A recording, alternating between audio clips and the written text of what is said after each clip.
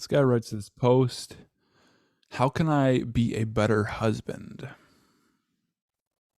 He says, I've started to make a plan to try to help my wife see how wonderful she is and hopefully make her transition into menopause at least a little bit easier. I will, of course, continue to tell her how much I love and appreciate her on a daily basis, but I will also take action to make sure she really feels how much loved and appreciated she actually is. Okay, so this guy's approach is his mindset right now is okay, if I just take more action, if I just tell her every single day how much I love her, then it's just like it's like a math problem. So if I just add up all these times that I do it, then adding equals more love for her or more appreciation for her. But it's not a matter of a math equation as far as relationships. It's a logical way to approach it.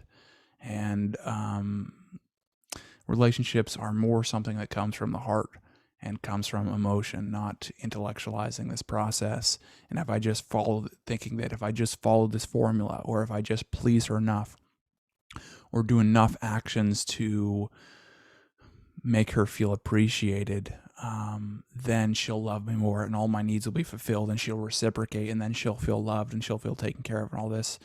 And it is important to appreciate your woman and make her feel seen and loved and sexy. But if you overdo it, and you give, and you're always the one in this giving thing, and you're giving no matter what, oftentimes we forget to really take care of our own needs. And sometimes in that process convey really needy behavior. And then when we're confronted with that needy behavior, or saying, hey, I need some space or whatever, you think, you take it as, oh, I need to suppress my needs even more. And I just need to work harder.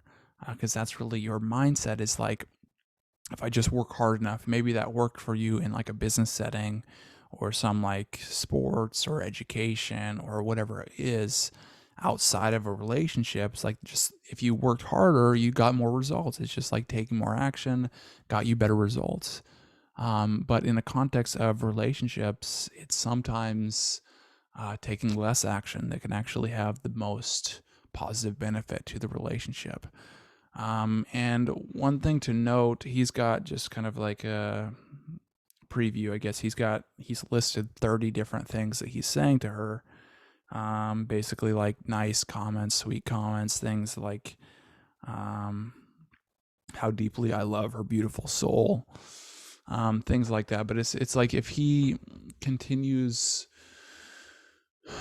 well, okay, if he's always the one that just no matter what gives all these gifts and gets in this habit of saying, okay, I have to do this no matter what, him giving, it almost comes to a point where she can't match how much he is giving.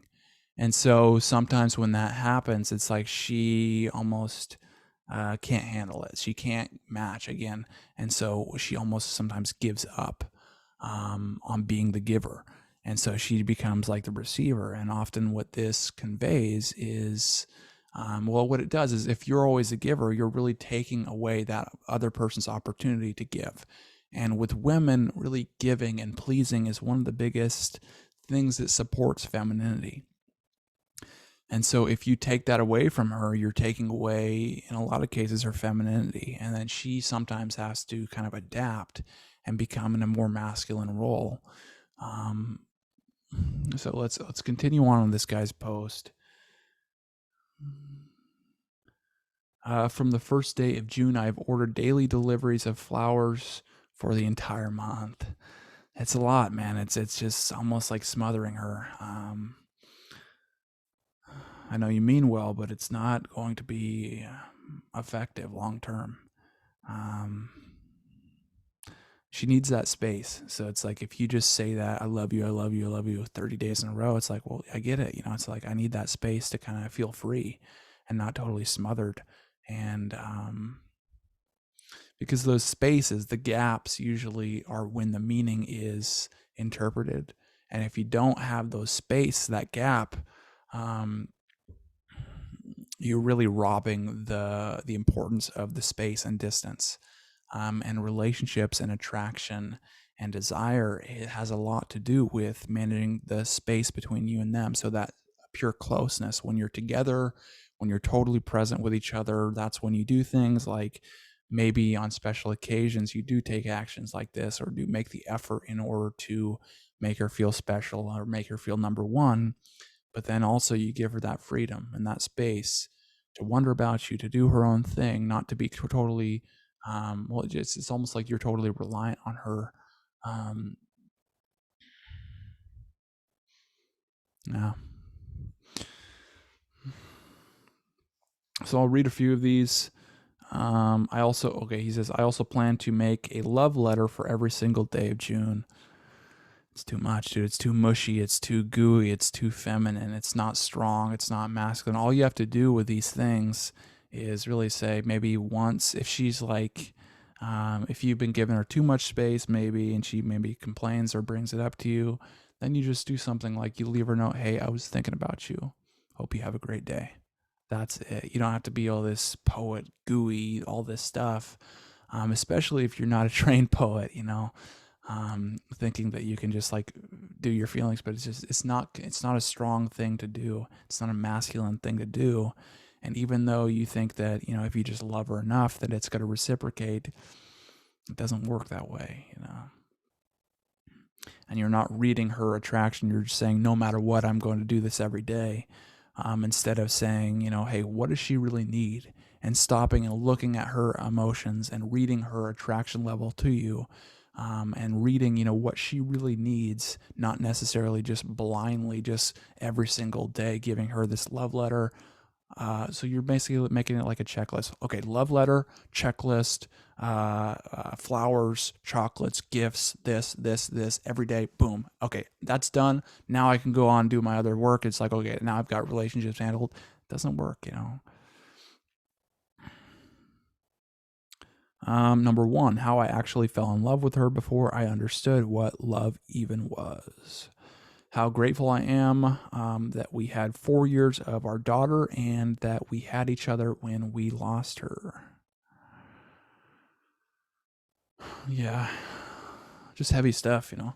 Like if you are going to do like something like the grateful thing, maybe you do it. Maybe you do it yourself, and so you do it without telling her, and just say write something small. But even then, it can come across as a little too much. And it's just like if you make this relationship into a bigger deal than it is, sometimes you can just make her feel a little bit uncomfortable. How much I admire her strengths, how deeply I love her beautiful soul, how much I appreciate the things she does to make me feel loved, how proud I am of raising our sons together. So he's done a lot of work on like doing this preparation and stuff, but it's all based on, if I just take enough action, then she'll love me. Yeah. How and when we face problems or disagree, we come together and try to find good solutions. Yeah. And when we get too much of this, it's almost like we don't appreciate it as much. And that's just a natural human tendency. It's like, well, what is scarce, we value. What is abundant, sometimes we don't. And so by doing this and not giving her any space, I think you're really shortening the lifespan of this relationship, because there's no variety. There, it's just totally focused on certainty. And so it's like you're trying to get certain love. And it's not like that with love. It's like it's a management of that certainty. Usually, well, certainty is good for like the family environment, and you need that certainty, really just as people, but you also need that variety and uncertainty, and you're not giving any of that right now. And when you don't, there's no desire between the two of you. And it seems like you went through something difficult. It seems like you lost a child, and I can't imagine how that felt. But sometimes our reaction to pain is to try to get certain love. And when we get into this pattern, like what you're doing, um, then we act in ways that are really unnatural to the reality of the situation or the reality of what this person actually needs to feel. And we just intellectualize the whole process, often coming from a place of fear.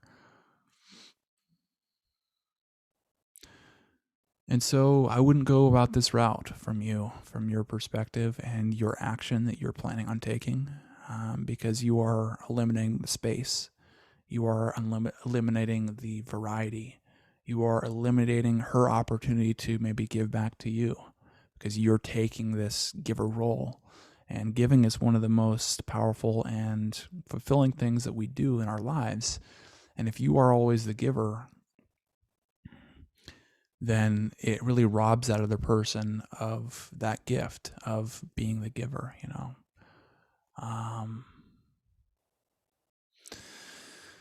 But it's going to be tough because you really have to kind of rewire your mindset as far as what you think works and what you think doesn't work in relationships.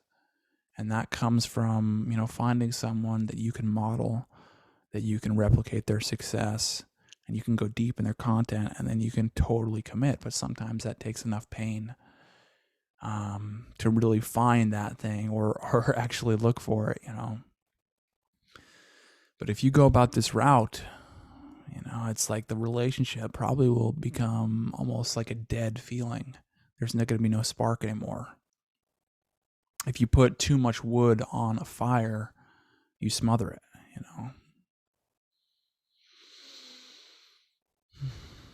So I hope you can kind of realize this, and then also just find somebody that you can kind of go into their work.